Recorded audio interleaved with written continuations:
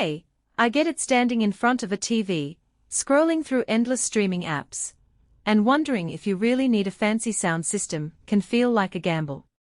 You're probably thinking, will this actually make my movies sound better, or am I just splurging on a pricey gizmo?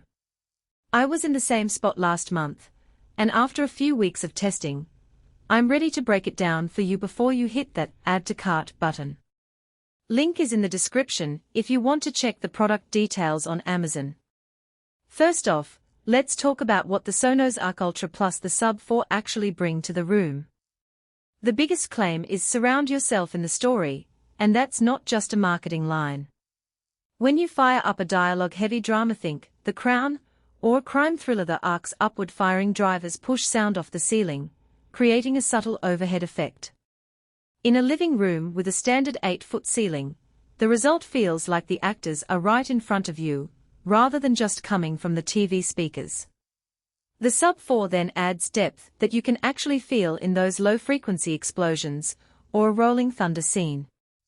If you're the type of viewer who craves that extra rumble during action movies, you'll notice the difference the moment the bass kicks in. Now, the question most people have is whether the Arc Ultra can handle a bigger space. Sonos says it's perfectly tuned for the room, and that tuning really shines if your room is medium-sized, say, 12 to 16 square meters with a fairly balanced layout. In a test in my own 14 square meter den, the sound stayed clear across the whole space without the volume needing to be cranked to maximum. The Sub 4's wireless design means you can place it wherever you need the low end to be strongest, under a couch, behind a bookshelf, or even tucked into a corner. The only practical catch is that if you have a very large open-plan area, or a home theater that exceeds 20 square meters, the Arc Ultra might start to feel a little thin on the highs, especially when you try to fill the room with surround-like ambience. In those cases, you might need additional rear speakers, or a higher output system. Connectivity and setup are where the Arc Ultra tries to make the decision easier. Breeze through setup isn't just a tagline. The Sonos app walks you step by step, automatically detecting the TV's HDMI ARC connection and prompting you to add the Sub 4. The whole process took me under 10 minutes, and the app's room calibration feature adjusts the sound based on where the speakers sit. For people who dislike fiddling with settings, that's a huge win. The system also streams everything you love: Spotify, Apple Music, Tidal, you name it, and the built-in voice control lets you ask Alexa or Google Assistant to change the volume or switch inputs without lifting a remote.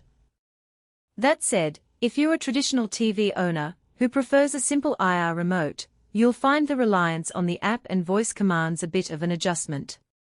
The Sonos remote does exist, but it's not as feature-rich as the original Arc's companion remote, which means you'll be hitting your phone more often than you might like.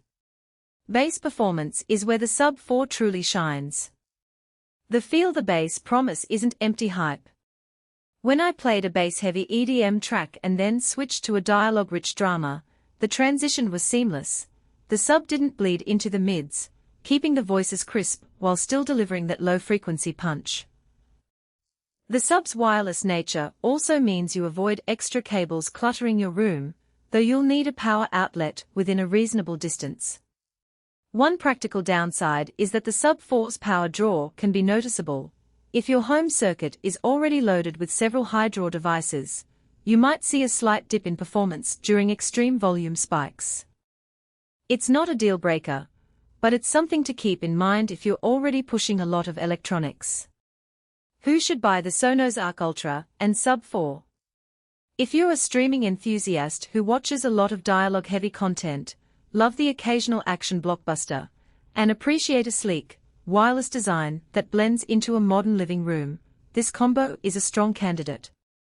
The wireless Sub, room-calibrated sound, and voice-activated controls all align well with a tech-savvy household that enjoys a hands-off experience.